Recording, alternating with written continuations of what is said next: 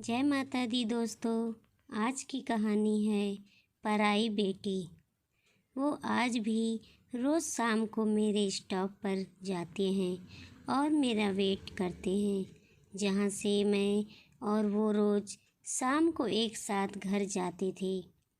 मेरी शादी ओनपुम के साथ बंगाली रीति रिवाज से हुई थी और मेरे ससुराल वालों ने मेरा मान रखते हुए मुझे अपनी पसंद की ड्रेस पहनने की इजाज़त दे दी और मैं बहुत खुश थी ये सोचकर कि मेरे ख़ास दिन पर मुझे अपने मन की करने का मौका मिला। मैंने भी उनके हर रीति रिवाज को सर आँखों पर लिया और डोली पहुँचते ही सारे रीति रिवाज अच्छे से निभाई। एक दिन मैं अपने मायके गई हुई थी तो देखा कि पापा दिन ब दिन कमज़ोर होते जा रहे हैं और कुछ सोच में डूबे रहते। तो मैंने माँ से पूछा और माँ ने कहा, पता नहीं, जब से तेरी शादी हुई है कुछ खोए खोए से रहते हैं। शायद बहुत मुश्किल होता होगा अपने दिल के एक टुकड़े को एक ऐसे हाथों में सौंप देना जिनको वो अभी अच्छे से जानते भी नहीं थे। मैंने पापा के साथ शाम की चाय पी और जानने की कोशिश की कि आखिर बात क्या है, लेकिन कुछ समझ नहीं आया।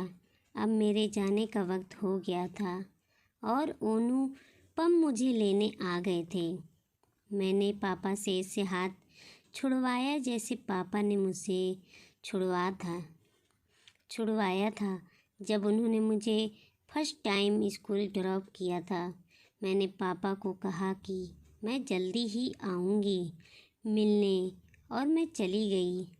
कुछ दिन बाद मेरे चाचा का मेरा हाल चाल लेने के लिए फ़ोन आया तो उन्होंने मुझे बताया कि मेरे पापा अभी तक ये एक्सेप्ट ही नहीं कर पा रहे हैं कि मैं अब पराई हो गई हूँ और उनके साथ नहीं रहती।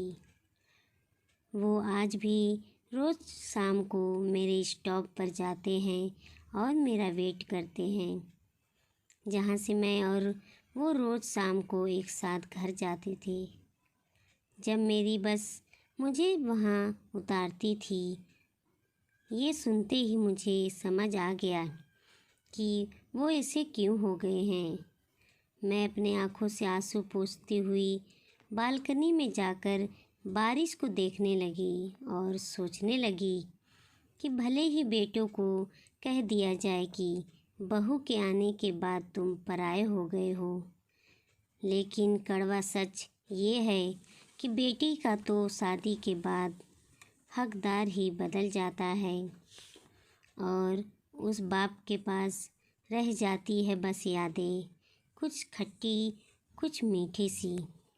वीडियो अच्छी लगी हो तो लाइक सब्सक्राइब ज़रूर करो, अपने दोस्तों रिश्तेदारों में शेयर करें। देखते रहें सुषमा मोटिवेशनल स्टोरी। धन्यवाद।